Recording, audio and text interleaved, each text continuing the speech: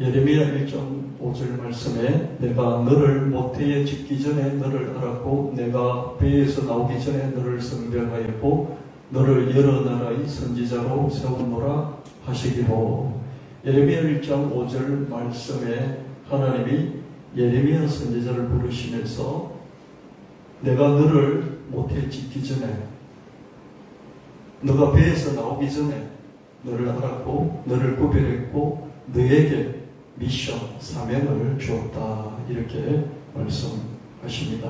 갈라디아서 1장 15절 말씀에 신약으로 넘어오면 그러나 내 어머니의 태로부터 나를 택정하시고 그의 은혜로 나를 부르신 하나님은 어머니의 모태 태로부터 사도 바울을 택하시고 예정하시고 택하여 주셨고 그리고 하나님의 먼저 있는 은혜로 사도 바울을 불러서 불러서 소명하셔서 사명을 주셨습니다.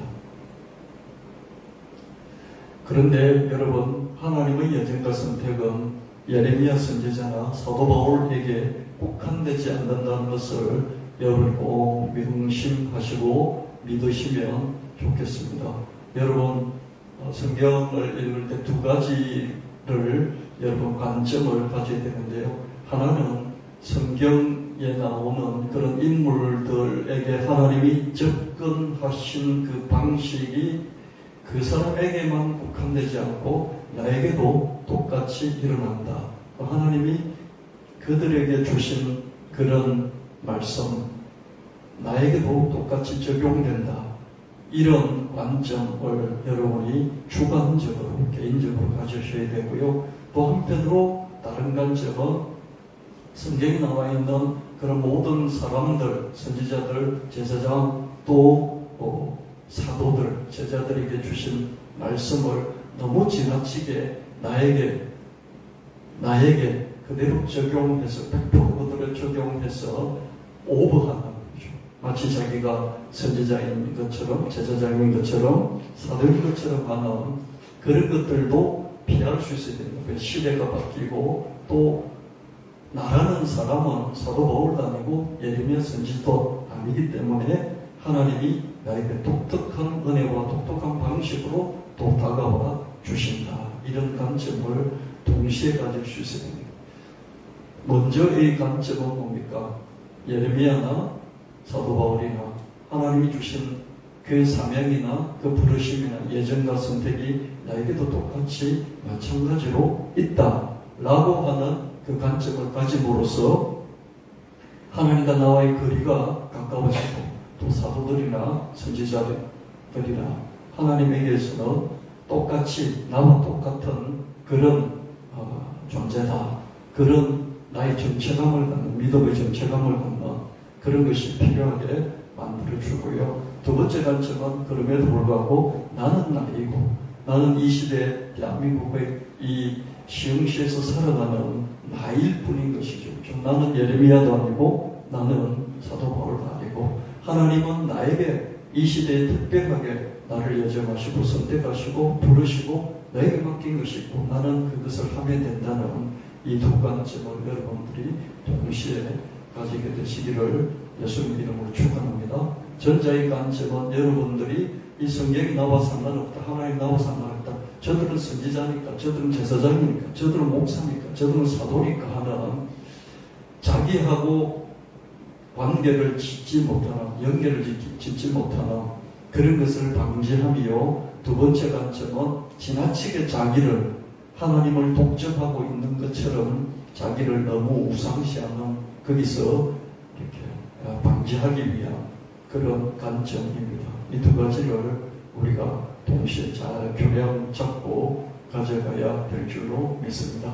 하나님은 나도 예정하시고 선택하셨습니다. 에베소서 1장 4절 말씀에 곧 창세전에 그리스도 안에서 나를 택하사 나로 사람 안에서 하나님 앞에 거룩하고 흠이 없게 하시려고 하나님이 창세전에 우주를 창조하기 전에 예수님이 말씀으로 계시고 말씀 안에서 나를 예정하시고 선택하셨다. 이렇게 믿어야 된다는 것이죠. 이렇게 믿는 것이 고차원적인 신앙입니다. 여러분 우리가 예수를 이렇게 전도받아서 억지로 얼떨결에 교회 나오고 예수 믿다 보니까 세례도 받고 세례를 받다 보니까 어떻습니까? 뭐 서리 집사직분도 받고 그리고 권사도 되고 장로도 되고 이렇게 교회 중직자가 됐잖아요. 성령의 거듭남을 받았느냐, 그래서 성령 거듭남을 받으려고 기도도 많이 하고 또 교회 직분을 받으려고 또 성경훈련, 제자훈련 이런 것도 받고 그러지 않습니까? 그렇죠? 그래서 내가 이 자리에 온 것 같은데 그거는 나의 입장에서 내 관점에서 내 신앙을 되돌아본 것이고 하나님의 관점에서 본다면 하나님이 창세전에 예수 그리스도 안에서 창세전에 예수 그리스도 그때의 역사적인 예수 그리스도는 없었고 말씀이 창조의 말씀이신 예수님 안에서 내가 하나님의 예정과 선택을 받았다. 그래서 내가 이 시대에 이 자리에서 하나님 믿는 하나님 사람이 되었다. 이렇게 받아들이고 인정하고 믿는 것, 이게 예정과 선택의 신앙이죠. 그죠? 이 신앙을 여러분들이 바탕에 깔고 하나님을 믿어야 된다는 것입니다. 이 신앙이 있을 때 이게 고차원의 신앙이고요. 이 신앙이 있을 때 자기를 그렇게 주장하지 않고 내가 이 정도 된 것은 내가 열심히 하나님을 믿었기 때문이야.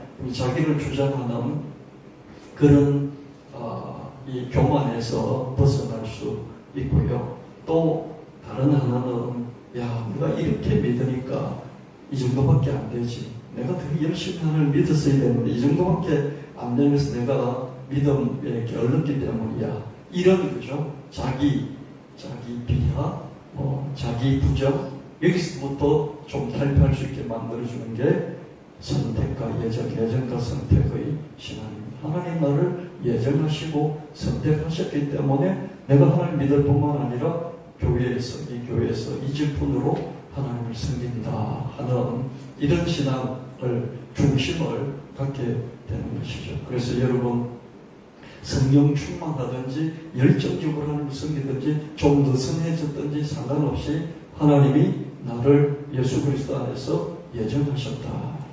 하나님이 선택하셨다.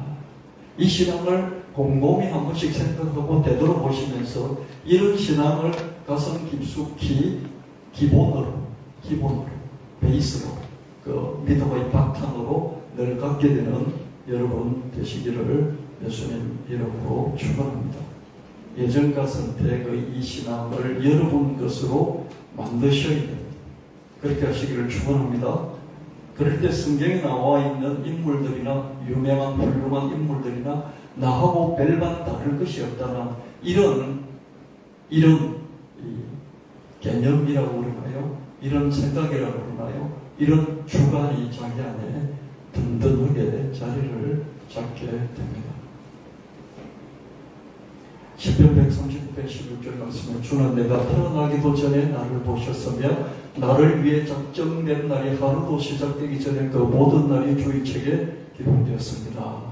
하나님 내가 태어나기도 전에 나를 보셨고 태어나기도 전에 다 아시는 거죠. 보시면 어떻게 태어날지도 아시고 어떻게 살아날지를 아시니까 예지예정이죠. 좀 미리 다 아니까 앞으로 100살 살고 끝날 때까지를 다 하나님은 아셨으니까 어떻습니까? 지금 이 상태에서 태어나기도 전에 나를 예정하실 수 있었던 것이죠.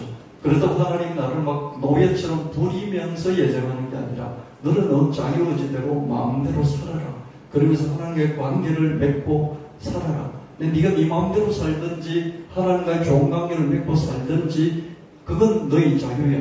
근데 너가 그 자유 가운데 살았던 너 인생 전체를 내가 지금 너도 태어나기 전에는 보고 있어. 알고 있어. 그렇기 때문에 네가 주관적으로 자유롭게 살 너의 인생을 내가 다 미리 알기 때문에 내가 여기서 너를 예정하고 선택할 수 있는 거야. 그런 관점에서 여러분들이 예정을 좀 이해를 하시고요. 그래서 하나님은 내 인생의 날이 하루도 되기 전에 내 모든 날을 하나님 아시고 책에 기록했다는 것은 완전히 안다는 그런 뜻이겠죠. 이게 하나님의 예정과 선택입니다.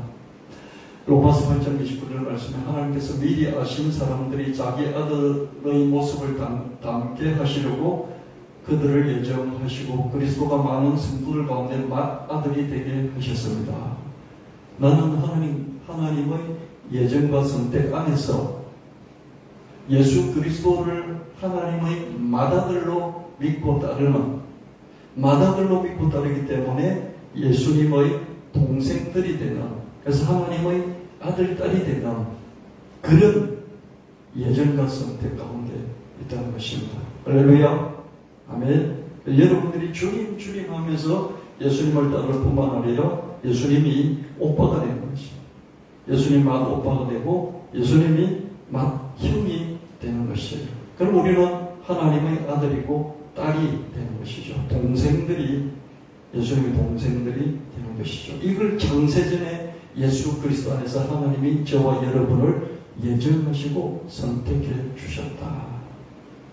이 믿음의 깊이를 우리가 어떻게 알겠어요? 이 믿음의 깊이를 먼저 깨달았던, 하나님이 가르쳐 주셔서 알고 있었던 사도 바울이나 이런 분들을 통해서 이 믿음의 깊이까지 갔던 베드로는 어떻습니까? 은과 금은 내게 없거니와 내게 있는 이것으로 예수 그리스도 이름으로 내게 주노니 일어나 걸어라. 그렇죠? 다윗아야 일어날지어다, 살아날지어다.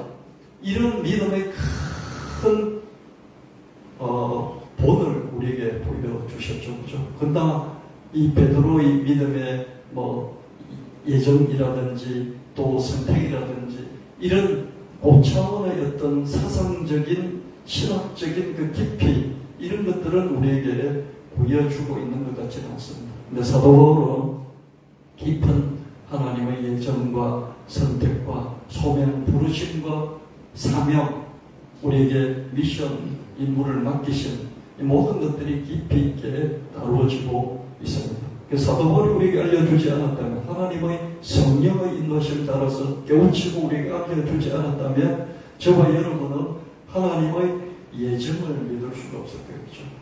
그래서 지금 여러분이 지옥 안 가려고, 천당 가려고, 하나님과 좋은 관계를 맺으려고 분투적으로 하나님을 붙잡는 그런 신앙이 되든지, 이거 너무 복잡해서 힘들어서 못 믿겠어 그러든지 그렇게 되는 거예요. 그렇죠? 근데 이 하나님의 예정과 선택을 우리가 알게 되고 또 성령 인도하시면 그걸 믿어지는 믿음을 갖게 됨으로써 어떻습니까? 우리가 한편으로 하나님께 가까이 가려고 또 힘쓰고 노력하면서 한편으로 하나님이 예지하시고 예정하시고 선택하시고 소명과 사명을 주셨기 때문에 하나님께 내가 붙들려 있구나. 그래서 안심도 하면서 하나님을 섬기는 그런 신앙이 되는 것이죠. 그래서 어떤 것도 이 하나님의 예정과 선택에서 우리를 빼앗아갈 수가 없는 것이죠. 할렐루야. 어떤 것도 죽음마저도 나를 하나님의 이 예정과 선택에서 빼앗아갈 수 없다. 나는 하나님의 사람이고 하나님의 자녀이구나. 그게 마음의 깊은 반석처럼 그냥 있는 거예요. 없어지지 않는 거예요.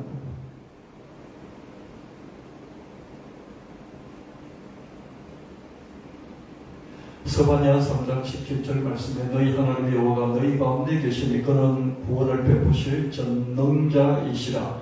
그가 너로 말미암아 기쁨을 이기지 못하시며 너를 잠잠히 사랑하시며 너로 말미암아 즐거이 부르며 기뻐하시리라 하리라. 이렇게 예정하고 선택하고 이 세상에 보내시고 다시 하나님 불러주고, 어떤 사람은 모태에서 부르시고 어떤 사람은 초등학교 때, 중학교 때, 고등학교 때, 청년 때, 장년 때, 노년 때 하나님 부르시고, 그래서 우리는 하나님의 아들, 딸이 됐다고요. 아들, 딸이 된 우리를 하나님이 사랑하시되 잠잠히 사랑하시고 즐겁게 사랑하시고 얼굴을 마주보고 사랑하시고 그리고 기뻐하신다. 그런 말씀입니다. 여러분 이걸 아셔야 되는데요. 여러분이 두대에서 모르실 수도 있어요. 여러분 전기가 흐르잖아요.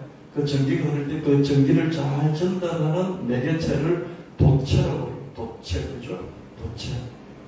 이런 뭐 쇠나 구리 같은 건 어때요? 쇠 같은 철은 어떻습니까? 전기가 그대로 흐르죠. 그죠? 맞습니까?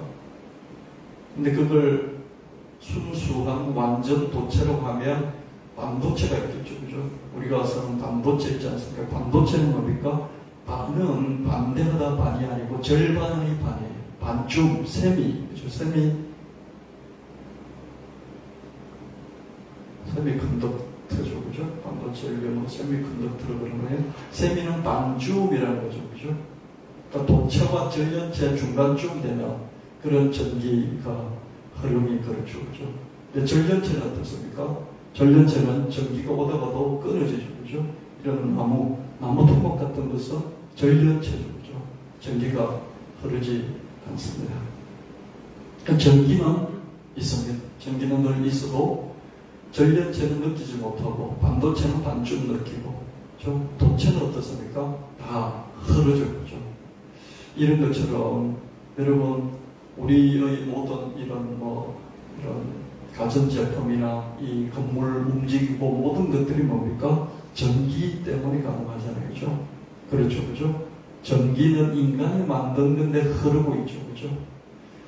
여러분이 지금 설교를 들으시면서 생각도 하고 이런 것들은 뭡니까? 뇌의 뇌파를 뉴로, 그죠? 이 뉴로 웨이브, 브레인 웨이브, 뇌의 뇌파가 있지 않습니까? 그죠? 뇌파가 흘러서 여러분들 지금 뭔가 움직임을 계속하고 있어요. 눈동자도 움직이고 생각도 하고 또 저를 보기도 하고 그러죠. 그죠? 뇌파입니다. 그죠? 뇌파는 뭡니까? 브레인 웨이브, 그죠? 브레인 웨이브죠.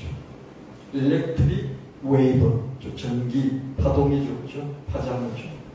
그 흐름으로 이 건물이 살아 움직이고 뇌의 뇌파의 흐름으로 우리가 살아 움직이듯이 하나님의 성령의 파동이 있는데요. 성령의 파동이 있는데 그걸 전련체처럼 전혀 못 느끼는 사람도 있겠고 반도체처럼 어떻습니까? 반쯤 느끼는 사람도 있겠고 순수 도체처럼 완전히 느끼는 사람도 있겠죠. 그렇죠?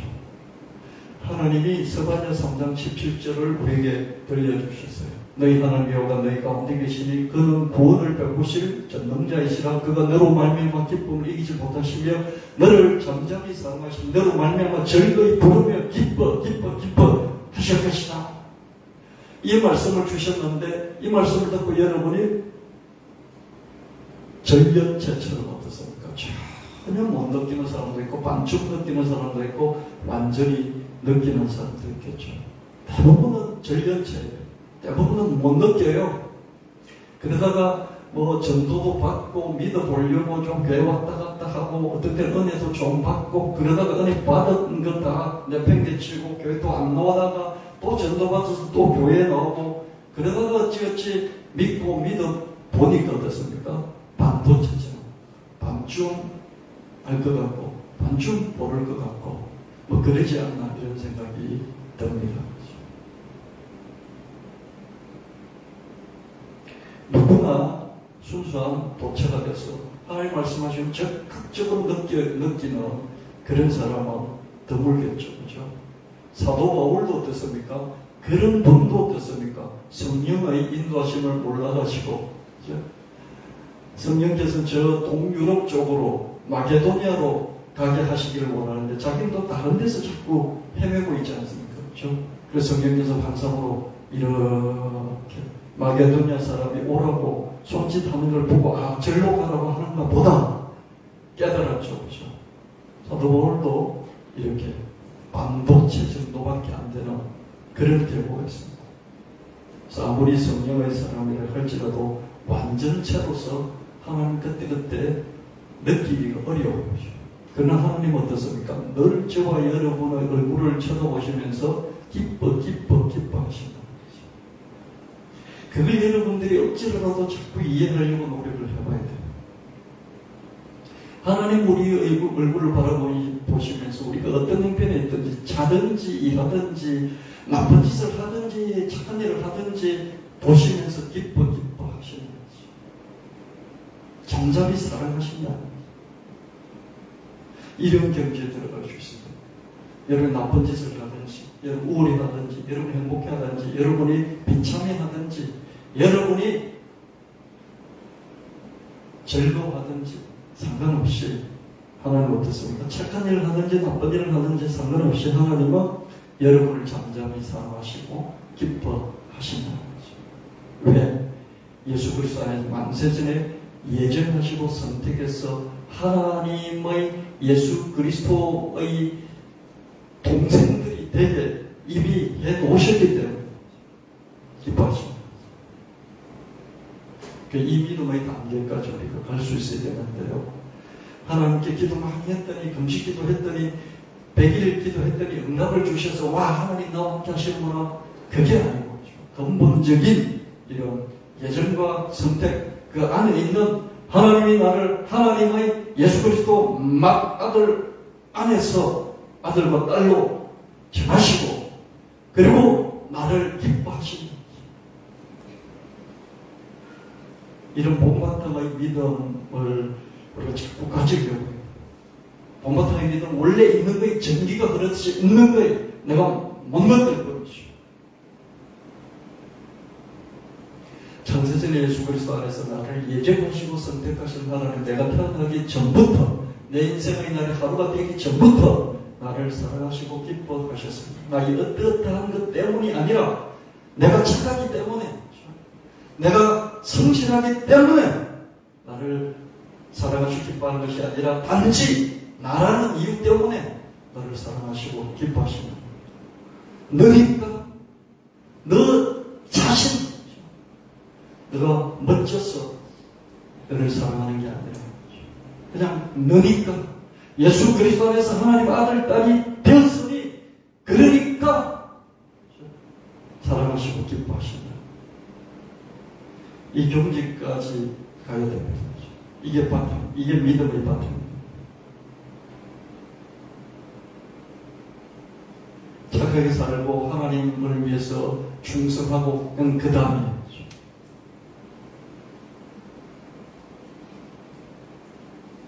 누구는 직진하는 스타일이죠. 그죠? 직진해요. 뭐가 있으면 딱 그냥 돌진을 해요. 뭐 거칠 것이 없어요. 하나님이 이런 직진 스타일을 좋아해요. 왜 그렇습니까? 그 사람을 먼저 사랑하고 기뻐하니까 그 사람의 직진 스타일도 좋아하는 거예요. 어떤 사람은 직진하지 않고 여기저기 살펴요. 여러분 개는 어떻습니까? 강아지는요 무조건 뛰어오죠. 그죠? 무조건 직진해요. 그리고 어떻습니까? 막 무조건 핥기 시작하죠. 그죠? 주인이 좋아하든지 안 좋아하든지 뛰어오르고 핥아요. 그냥 직진해요. 대부분 그렇다는 거죠. 그렇지 않는 경우도 있겠지만. 고양이는 어떻습니까? 주인이 와도 그죠? 이렇게 막 직진하지 않아요.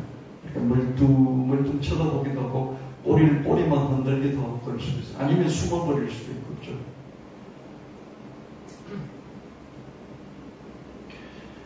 그렇다고 주인이 고양이를 사랑하지 않죠. 그죠? 고양이를 사랑해요.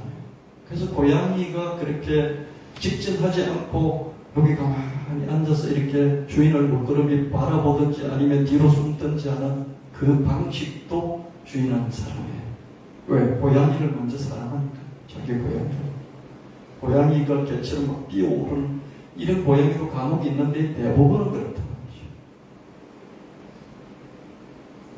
하나님은 관찰하고 살피고 가만히 있는 그런 스타일도 좋아하세요. 왜? 그를 먼저 사랑했기 때문이죠. 누구는 기다리는 스타일이죠. 직진하지도 않고 이렇게 살펴보지도 않고 뒤로 물러서서 가만히 주인이 다가와 줄 때까지 기다리는 이런 스타일이 있어요. 하나님 그런 스타일도 좋아하세요. 왜? 그 사람을 먼저 사랑하고 기뻐했기 때문이죠. 여러분 직진이 좋죠. 그죠? 화끈하잖아요. 근데 어떻습니까? 화끈하게 망하기도 합니다. 직진. 그렇죠? 막 창업하겠다고 막 직진했는데 크게 성공할 사람도 있고 어떻습니까? 복상 망하는 사람도 있어요. 대통령 되겠다고 막 직진했어요. 대통령 되는 사람도 있지만 어떻습니까? 그게 선거 몇 번 나왔다고 완전 패가 망신하는 이런 사람도 있죠. 직진 스텝 다 좋은 건 아니에요. 살피는 것은 위험을 줄일 수 있지만 어떻습니까? 직진하지 못하기 때문에 크게 이루지 못하는 그런 것도 있을 수 있어요. 기다리는 건 어떻습니까? 와주지 않는, 누가 다가와주지 않으면 몰라요. 그렇지만 어떻습니까? 다가오면 사랑을 독차지할 수 있는 그런 것도 있죠. 하나님은 여러분이 어떤 스타일이든지 간에 사랑하시고 기뻐하시는데 왜 그렇습니까? 먼저 여러분 자체를 사랑하고 기뻐하셨기 때문에 여러분을 가지고 있는 기질도 하나님 받으시고 좋아하시는 거죠. 이런 것이 예정론과 선택론 안에서 여러분들 깊이 여러분 자신을 살펴보면서 하나님이 여러분을 기뻐하시고 여러분을 잠잠히 사랑하신 그것을 자꾸 느끼려고 해야 돼요. 왜 느끼려고 해야 됩니까? 여러분 절연체 같아요. 절연체. 흘려도 못 느껴요. 반번체 정도는 돼야죠. 반쯤은 받을 수 있어야죠. 완전체가 되면 어떻습니까? 완전히 느끼는 내가 완전히 느껴서는 없고요. 성령 충만할 때 이제 느끼죠. 사도 바울도 완전히 날마다 매 시간마다 다 느낄 수가 없었어요.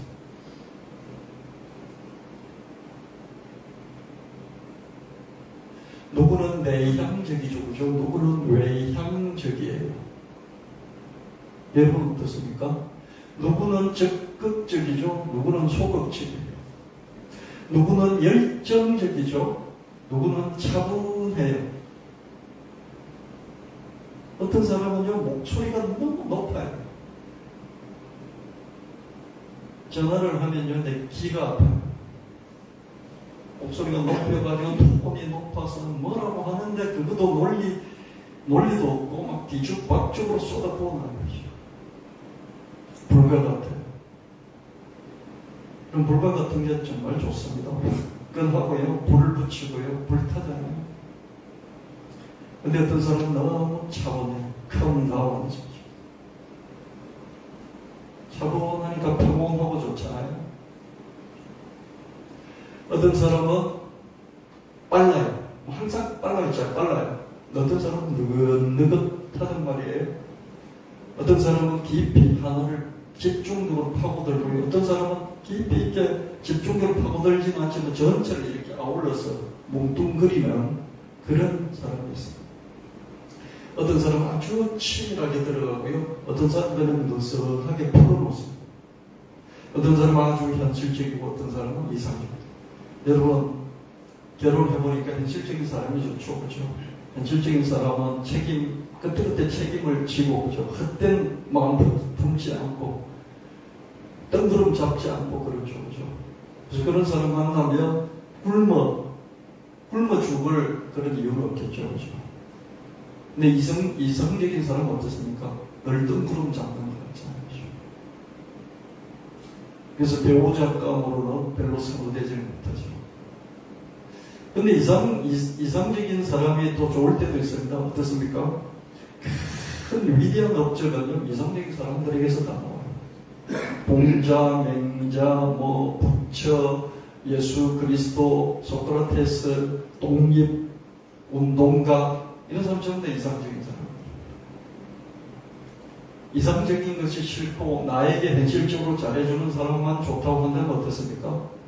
그 큰 발전은 없을 수 있겠죠. 인류사적인, 국가적인 이런 발전은 없을 수 있어요.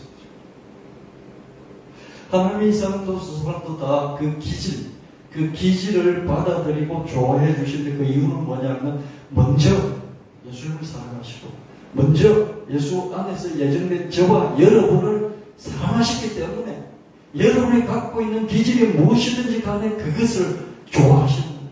할렐루야! 아멘!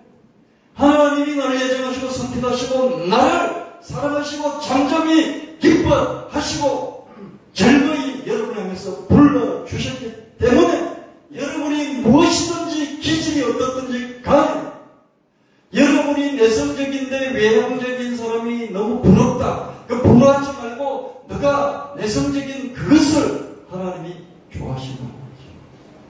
그래서 여러분 자신이 갖고 있는 모든 기질들을 여러분이 사랑할 수 있어요. 왜? 하나님이 사랑하십니다. 하나님이 나를 사랑하시고 기뻐하시고 즐거워하시기 때문에 나의 모든 것을 좋아하신다. 그래서 나도 내 것을 알고 사랑하고 기뻐하고 좋아해야 돼. 그럴 때 나는 절전체와 같은 삶이 아니고 그래도 반쯤 뭐가 통하는 흐르는 반도체, 더 나아가서 순수한 전기도체의 삶을 신앙을 살 수 있는 것이죠. 나를 향하신 하나님 사랑하신가 기뻐하시면 무조건적이죠. 그죠? 왜? 나를 예수 그리스도 안에서 만세전에 예정하시고 선택하시고 이 세상에 보내시고 부르시고 또 야 너 이걸 해 그러면서 맡겨주시기 때문에 어떻습니까? 내가 어떤 형편이 있든지 무엇이든지 간에 나를 사랑하시고 기뻐하십니다. 그래서 무조건적인 것이죠. 나의 어떠한 것 때문이 아니라 나 자체를 사랑하시고 기뻐하시고 내가 공부를 잘하니까 잘생겼으니까 내가 아주 적극적이고 열정적이니까 나를 사랑하시는 게 아니라 나를 사랑하시기 때문에 나의 그런 조건과 나의 그런 기질까지 좋아하시고 수용하시고 칭찬해 주시는 하나님의 이런 무조건적인 사랑하시고 기뻐하심에 부응해서 나도 하나님을 무조건적으로 사랑하고 기뻐할 수 있을까? 안 돼요. 여러분이 이 경지에 도달하지 못하니까 여러분이 하나님이 이런 분이라는 걸 여러분이 깨닫고 믿고 인정하고 그대로 받아들이지 못하니까 어떻습니까? 여러분이 자꾸 하나님께 뭘 자꾸 해드리려고 그래요. 부모의 사랑이 충만하면 어떻습니까? 자식이 부모에게 뭘 자꾸 잘하려고 잘 보이려고 애쓰지 않아요. 어릴 때부터 자녀의 사랑을 엄마의 아버지의 사랑을 충만히 받은 그런 자녀는 어떻습니까? 엄마 아버지에게 잘 보이려고 너무 애쓰지 않아요. 애쓰는 것도 있겠지만 그렇게 막 그거 강박적으로 하지 않는다고. 어머니의 사랑을 받으려고 아버지의 사랑을 받으려고. 내가 일이 안 해도 내가 우리 아버지 어머니의 아들 딸이라는 것 때문에 어머니가 무조건적으로 아버지가 나를 무조건적으로 사랑해 주시는 것을 알기 때문에 뭔가를 해드려야 나를 사랑하실 거라는 그런 생각 전혀 안 해요. 그래서 엄마 아버지 앞에서도 많이 자유롭고 자기의 자유로운 그것도 엄마 아버지가 받아들이고 수용할 것이라는 좋아할 것이라는 걸 그냥 알아요. 우리 하나님 믿으면서도요 이런 부모 관계가 잘 안 돼 있는 사람은요 이걸 깨닫기까지 하나님 안에서 많이 노력하고 많이 싸우고 다투고 힘겹게 그 과정을 거치면서 드디어 하나님 예정 같습니다. 하나님이 잠잠히 나를 사랑하시고 기뻐하시고 조건적이지 않는 사랑을 하신다는 것을 알기까지 시간을 많이 걸려요. 그렇게 알았을 때 비로소 나도 하나님을 무조건적으로 사랑하고 기뻐할 수 있어요. 아멘. 여러분 자신 한번 돌아보시면서요 그런 경지까지 갈 수 있을지 자꾸 여러분을 점검해 보시면 좋겠습니다. 하나님과 어떠 하시는 것 그것 때문이 아니라 하나님 그 자신을 사랑할 수 있겠습니까?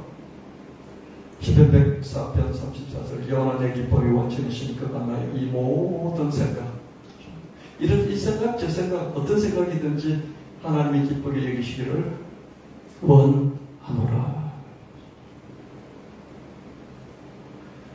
첫째 애 제가 애를 둘렸지 않습니까? 첫째 애하고 둘째 애가 많이 달랐어요. 둘째는 좀 엉뚱한 그런 말들을 하기도 했어요. 제 이름이 김종춘이잖아요. 그죠? 좀 촌스러워요.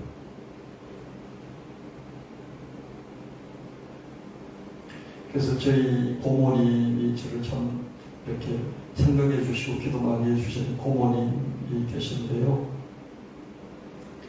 고모님들 중에서는 유일하게 이제 생존해 계십니다. 그분이 저보고 우리 교회 개척할 때도 예배드릴 때 오셨어요. 야, 네 이름부터 바꿔라. 김종춘이 뭐고 너무 촌스럽다. 그 이름 가지고 목사 선거 못한다. 베드로나 바울로 이름 바꿔라. 요한 베드로 바울로 이름 바꿔라. 종춘이가 뭐냐? 그러셨어요. 저를 생각하니까 그런 말씀해 주셨죠. 그리고 그 시골에서 목회하지 마라. 네가 있을 때가 아니다. 빨리 서울로 나오더라. 자기는 부산에 있으면서 나오고 빨리 서울로. 그 목회할 때 아니다. 있을 곳이 아니다. 저를 생각해 주신 거죠. 기도도 많이 해주셨어요. 네 거기서 네 애들 공부도 못 시켰다. 그래서 기도를 계속 해주신 것이 하나님이 저 애들 공부시켜주세요. 하나님 직접 공부시켜주세요. 진짜 그렇게 오래 기도해 주셨어요. 근데 저는 고모님 저 이름에 저는 너무 자부심을 갖고 있습니다. 안 바꿉니다. 제 이름 그냥 제 것인데 왜 그걸 또 무슨 베드로니 요한이니 그 바울이니 바꿉니까? 저는 그 이름 바꾼 목사들 되게 싫어합니다. 그래서 안 바꿨어요.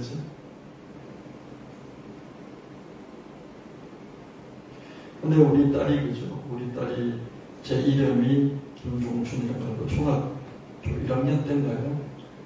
자기 엄마 보고 아버지 이름이 너무 촌스럽다. 아빠, 엄마, 우리 아빠 이름은 왜 이렇게 촌스러워? 이름을 바꾸라고 그랬다는 거예요.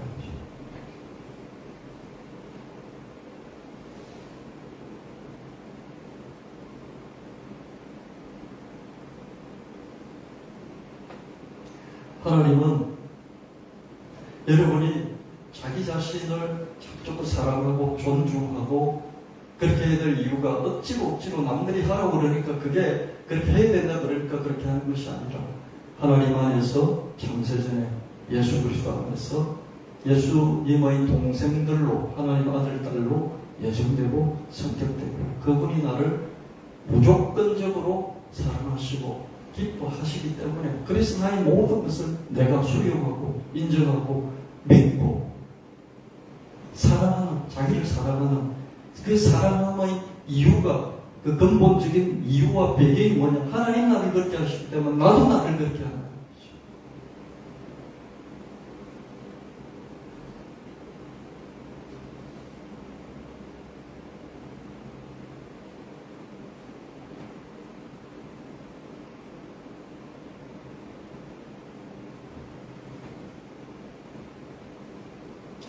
하나님이 내 기쁨의 원천이 되십니다. 내 기쁨은 하나님 그 자신이시지 하나님의 어떠한 것들이 아닙니다. 이런 경지에 도달하기는 어렵습니다. 그런데 하나님의 어떠하심이 아니라 하나님 그 자신을 누릴 줄 아는 사람들이 간혹 있습니다. 우리가 이 경지까지 갈 수 있으면 참 좋겠는데요. 쉽지는 않습니다. 그래도 여러분들이 그걸 목표로 삼고 한 걸음 한 걸음 나아가야 합니다.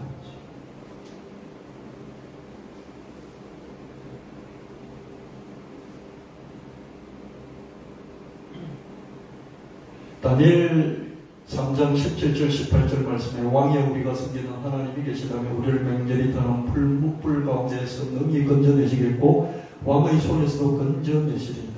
그렇게 하지 아니하실지라도 왕이여 우리가 왕의 신들을 숨기지 아니하고 왕이 세우신 금신상에게 절하지도 아니할 줄 없소서. 다니엘의 세 친구는 아주 단호하게 왕에게 말을 했습니다.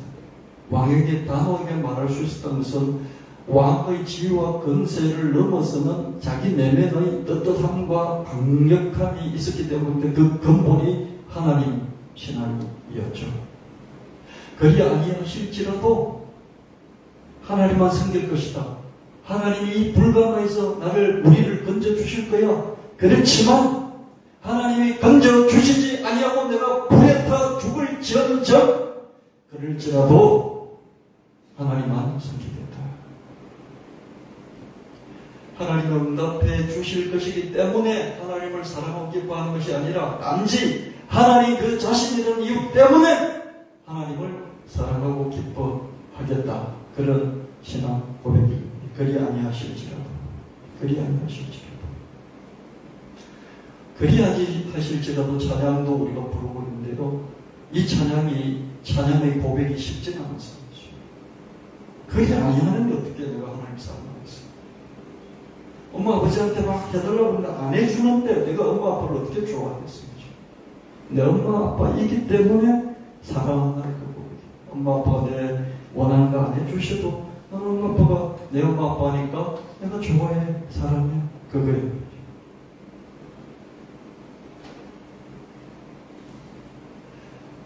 하박국 3장 17절 18절 비록 무화과 나무가 무성치 못하며 포도나무 열매가 없으며 감나무 소출이 없으며 밭에 먹을 것이 없으며 우리의 양이 없으며 외양간에 소가 없을지라도 나는 여호와로 말미암아 절구하며 나의 구원의 하나님으로 말미암아 기뻐하리로다. 다 없어?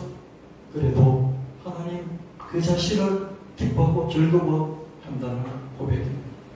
재물이 많고 지금이 능력의 유일한 척도인양 치부되는 고도 자본주의 시대에 저런 신앙 고백이 가능하기는 할까? 교회도 그렇고 사회도 그렇고요. 한 줄, 딱 한 줄입니다. 돈이 누가 많느냐? 1등부터 꼴등까지 순서를 매기는데 그 사람의 양심이라든지 그 사람의 뭐 학식이라든지 그 사람의 다른 재능이라든가 안 봐요. 뭐 무슨 연예 재능이 뭐 개그 재능이 예능 재능이 뛰어난다 한들 순서는 그래서 네가 돈이 얼마나 있느냐 그 순서 하나로 모든 걸 짓는 그런 고도자본주의 시대. 이런 고도자본주의 시대 교회 안에 또 들어와서 여전히 그렇게 합니다. 장로 권사직분은 돈 있는 사람만 받을 수 있어요. 돈 없는 사람은 받기가 힘들어요. 교회도 그래요.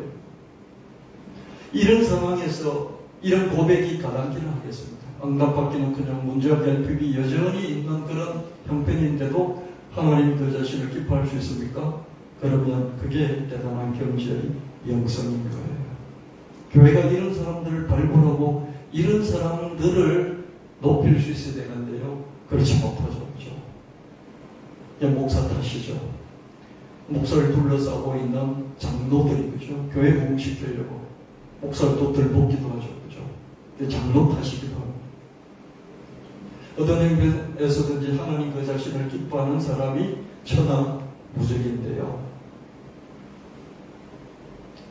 시편 104편 34편 시편 104편 34절 그분을 잠잠히 생각하는 것이 너무나 달콤하니 내가 여호와 안에서 기뻐합니다. 내 기쁨의 원천이 하나님이라고 했던 그 성경 번역을 어떻습니까? 우리말 성경 번역을 하니까 내가 하나님을 잠잠히 생각만 해도 이게 너무너무 달콤해. 하나님의 능력, 하나님의 지혜, 하나님의 완전무결하심, 하나님의 전지전능하심, 하나님의 복, 하나님의 나에게 베풀어 주신 도우심, 이것을 생각하는 것이 아니라 하나님 그 자신을 자꾸 생각해 보니 이게 너무 달콤하다. 이런 고백. 이런 고백 한 번이라도 해본 적 있습니까? 좀 어렵죠. 그죠? 목사님 저도 잘 안 됐으니까요. 내가 하나님 안에서 기뻐한다. 내 기쁨의 원천이 하나님 그 자신이시다. 하나님이 이런저런 응답을 해주셔서 내가 하나님을 기뻐하는 것이 아니라 하나님 그 자신을 잠잠히 생각하는 것 자체가 너무 달콤해. 그래서 하나님 안에서 내가 기쁘다. 시편 37편 4절 또 여호와를 기뻐하라 그가 내 마음의 소원을 내게 이루어 주시리로다. 여러분 호되게 많이 기도하는 것보다요 하나님 그 자신을 기뻐하는 것이 더 지름길입니다. 이 지름길이 쉽죠. 그죠? 내가 부모를 자꾸 좋아하고 기뻐하고 아무 조건도 없이 좋아하고 기뻐하다 보니 부모가 그냥 내가 원하는 걸 미리 알고 다 헤아려 보시고 필요한 것들 딱딱딱 도와주시면 행복하죠. 그죠? 그렇게 고되지 않는 행복하죠. 근데 그걸 못 믿으면 어떻습니까? 잘 보이려고 애를 쓰고 노력하고 성격 올려야 되고 그죠? 뭔가 잘해서 환심을 사야 되고 그러고 난 뒤에 얻으니까 어떻습니까? 고되죠. 부모 자식 간다고 고되죠. 그죠? 물론 부모 자식 부모가 아주 능력이 많다는 전제하에서 말씀드리는 거예요. 하나님은 능력이 부모처럼 없는 부모도 있지만 능력이 무한히 많기 때문에 하나님은 다 해주실 수가 있죠. 그래서 우리가 고되게 기도 많이 해서 얻어내는 응답도 응답이 하나님 그렇게 하라고 하시니까, 그렇죠? 그리고 기도 고되게도 해요. 금식도 할 수 있어야 되고요. 고되게 한다는 건 뭐예요? 하나님과 가까워지려고 애를 많이 쓰는 것을 하나님이 인정하시기 때문이죠. 근데 이런 고된 기도 노력보다는 어떻습니까? 하나님을 사랑할 줄 안다면, 하나님을 기뻐할 줄 안다면 그게 쉬운 지름길이에요. 하나님을 기뻐하다 보니까 하나님이 내 소원이 뭔지를 아시고 소원을 어느 날 이루어 주시는, 이루어 가시는. 할렐루야. 이게 쉬운 길. 제가 신앙생활 청년 때 거듭나고 막 열정을 부릴 때, 그죠? 누군가가 이런 신앙을 가르쳐 줬다면 참 좋았을 텐데, 가까이 저와 이 밀접한 관계가 있는 분이 이런 신앙을 알아서 제게 가르쳐 줬다면 나 참 좋았겠다. 저와 여러분요, 고된 삶을 살아왔기 때문에 예수 믿으면서 막 통곡하듯이 목소리 내듯이 기도하는 이런 훈련들을 받아왔어요. 목소리. 막 울고 그죠? 그 장례식장에서 복하듯이 하나님 앞에서 자기 원한을 쏟아내는 이런 기도 훈련부터 받았어요. 교회 안에서. 그리고 통성기도 시키고 와글와글 떠들어야 하나님이 들어주시는 그런 훈련부터 받았어요. 잠잠히 하나님을 사랑하는, 무조건적으로 사랑하고 기뻐하는 이 훈련을 못 받았어요. 그래서 여러분, 이 부분을 여러분 한번 생각해 보시고, 제가 찬양들을 올려드리잖아요. 뭐가 나무 잎이 마르고 그렇지만 그리 아니하실지라도 나 무엇과도 주님과 바꾸지 않으리. 다른 어떤 은혜 구하지 않으리. 하나님 그 자신을 구하리. 이런 찬양들이 있습니다. 나의 힘이 되시며 내가 주님을 사랑합니다.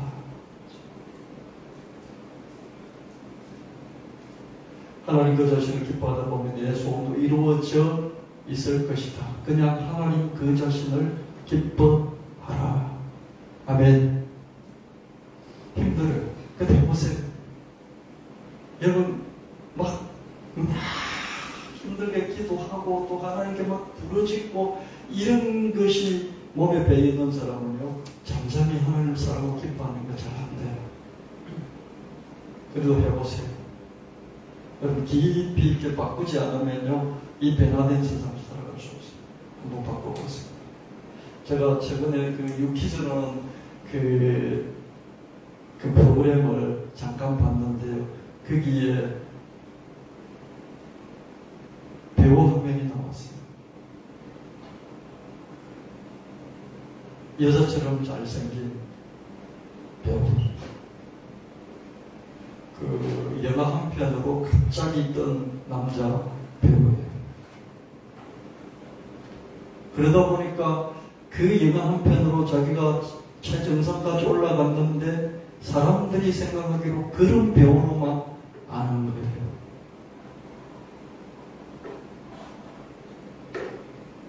이름이 이준기인가요? 그런 배우 있나요? 김준기인가요? 네? 이준기요? 예. 남자 배우 있잖아요. 그 봉길인가 하는 그 영화 뭐 있었죠? 봉길이라는 이름으로 나온 영화가 있었잖아요. 그죠? 그 왕의 남자 맞습니다. 왕의 남자. 그 하나로 그냥 최정상이 올랐거든요. 근데 어느 날 자기가 깊이 깨달은 거예요. 이러다 나 망하겠다. 사람들이 나를 그 봉길이로만 생각하고 그런 배우로만 생각하겠구나. 여자같이 예쁜 그런 남자로만 알겠구나. 이러다가 막 평생 여기서 끝날 것 같아. 그래서 자기를 엄청나게 몰아붙이면서 어떻게 바꾸냐면요, 이런 깡패 같은 사람, 사나이다운 사람, 사나이로 자기를 변신하는. 그래서 뭐 조폭 같은 이런 영화에 거의로 많이 나왔잖아요. 그래서 얘는 이준기하면 그런 봉길이 그때 그 여자같이 예뻐정한 남자라는 그 이미지에 탈피해서 지금은 남자다운 남자, 사나이 중에 사나이 이렇게 변신하였어요. 여러분을 한때 살게 했던 그 신앙 있지 않습니까? 막 모질게 기도하고 모질게 하나님께 막 자식들도 부모한테 막 뺏으면 자식이 있잖아요. 그래야 받아내니까. 근데 그냥 엄마를 사랑하고 아버지를 사랑하고 얼굴 마주보고 저저저저 이런 이야기하고 저런 이야기하고 그냥 행복해하면서 부모 기쁘게 사는데 부모가 알아서 그때그때 다 준비하고 도와주는 이런 사람, 이런 관계로 바꿀 수 있잖아요. 근데 그건 그렇게 자기를 깊이 있게 변화시켜주지 않으면 변화가 불가능한 거죠. 여러분, 앞에 게 필요 없다는 게 아니에요. 어떤 때는 말 안 하면 표현하지 않으면 모를 때가 있어요. 하나님도 자꾸 표현을 해야 그런가 보다 그러실 때가 있다고. 그래서 적극적으로 표현을 해야 돼요. 그러나 그런 적극적으로 매달리는 그런 신앙만 가지고 살 것이 아니라 어떻습니까? 이제는 그냥 하나님을 사랑하는, 하나님 그 자신을 기뻐하는 이런 신앙도 해보자. 그런 말씀을 여러분에게 드리는 거죠. 느헤미야 8장 10절 말씀에 느헤미야가 또 그들에게 이르기를 너희는 가서 살찐 것을 먹고 단 것을 마시되 준비하지 못한 자에게 나누어 주라. 이날은 우리의 승리니 근심하지 말라. 여호와라 인하여 기뻐하는 것이 너희 힘이니라 하고 근심하지 말라. 하나님을 기뻐하라. 그러면 힘을 얻게 될 것이다. 여러분 힘이 없잖아요. 어떤 사람은 이렇게 몸이 약해서 병이 들어서 힘이 없고 그죠? 어떤 사람은 어떻습니까? 뭔가 환경이 찌들리고 쪼들려서 어떻습니까? 힘이 없고 힘이 없을 이유들이 있어요. 근데 그래서 병을 고쳐주십시오. 그래서 행편이 좋게 해주십시오. 라고 하나님께 나아가기보다는 그냥 하나님을 기뻐하라. 아멘. 그럼 여러분이 힘을 얻는 거예요. 이 기도 응답해 주세요 하면 그 기도 응답되기까지 힘을 못 얻어요. 근데 하나님을 기뻐하면 하나님을 기뻐하는 즉시 힘을 주십니다. 주 안에서 항상 기뻐하라. 내가 다시 말하노니 기뻐하라. 빌립보 4장 4절. 기뻐하는 하나님을 기뻐하는 주님 기뻐하라. 하나님 내 기뻐의 원천이시고 그래서 하나님 안에서 항상 기뻐해야 됩니다. 그런데 항상 안 되면 최소한 주일 예배 이때만큼이라도 기뻐하는 여러분 되시길 축원합니다. 깨어나십시오. 잠에서 깨어나시고요. 죽은 영혼에서 여러분 영혼이 살아나십시오. 그래서 하나님을 바라보시고 하나님 기뻐하시고 하나님 사랑하시고 잠잠히 하나님 여러분을 사랑하실 때 여러분도 잠잠히 하나님을 사랑하시기를 바랍니다. 빌립보 4장 6절 7절 말씀 아무도 염려하지 말고 다만 모든 일에 기도가 너희 구할 것을 감사함으로 하나님께 아뢰라. 그리야 모든 죄가 깨어나 하나님 편들 그리스도 예수 안에서 너희 마음과 생각을 지키시리라. 아무도 염려하지 말고 감사함으로 기도하는 부모를 믿고 부모와 좋은 관계를 맺고 부모를 사랑하고 부모를 기뻐하고 부모 안에서 행복하고 그러다가도 부모에게 감사하면서 한 번씩 자기 필요를 이거 엄마가 안 해주면 아버지가 안 해주면 어떨까 염려하기보다는 감사함으로 당연히 해줄 것으로 믿으면서 이거 필요합니다라고 말하기도 하는 그런 기도 생활을 하나님과 관계를 맺어나가라 이런 말씀입니다. 하나님 고맙습니다. 오늘 귀한 말씀을 주셔서 감사합니다. 우리의 잠자는 영혼을 깨워주시고 우리의 죽어가는 영혼을 깨워주시고 우리가 하나님을 더 알고 믿고 사랑하고 하나님 안에서 기뻐하고 하나님 그 자신 때문에 행복할 수 있는 신앙의 경계까지 우리를 한 걸음 한 걸음 인도하여 주시옵소서. 하나님 앞에서 떼쓰고 얻어내는 그런 신앙에서 하나님께 감사함으로 표현하고 기도할 줄 알며 더 나아가서 하나님 그 자신을 기뻐할 수 있는 우리 믿음의 변화가 있게 하여 주시고 그런 교회가 되게 하여 주옵소서. 예수님 이름으로 간절히 구합니다.